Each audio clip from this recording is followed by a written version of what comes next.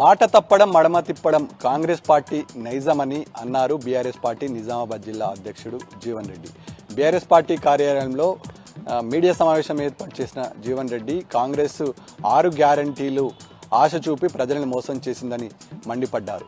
నియోజకవర్గ కేంద్రంలో అభివృద్ధి పనులను ఎక్కడికక్కడ నిలిచిపోయాయని, ఆర్మూర్ నియోజకవర్గం అభివృద్ధి కుంటుపడిందని, మాజీ మంత్రి సుదర్శన్ రెడ్డి మతిభ్రమించి మాట్లాడుతున్నాడని, కాంగ్రెస్ ప్రభుత్వం ఇచ్చినటువంటి 6 గ్యారంటీలతో పాటు ప్రజలకిచ్చిన అనేక వాగ్దానాలపైన స్థానిక ఎన్నికల్లో ప్రజలంతా బుద్ధి చెప్పాలని అన్నారు జీవన్ రెడ్డి.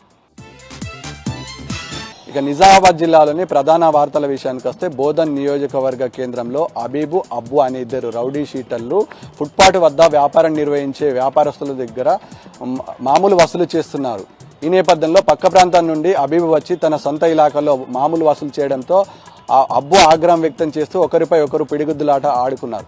ఈ నేపథ్యంలో స్థానికులు పోలీసులకు సమాచారం అందించారు. పోలీసులు రంగప్రవేశం చేయడంతో పోలీసులపై తిరుగుబడ్డారు 2 రౌడీ షీటర్లు. పోలీసులు కేసు నమోదు చేసి స్థానికుల సహాయంతో 2 రౌడీ షీటర్లు ఠాణాకు తరలించారు.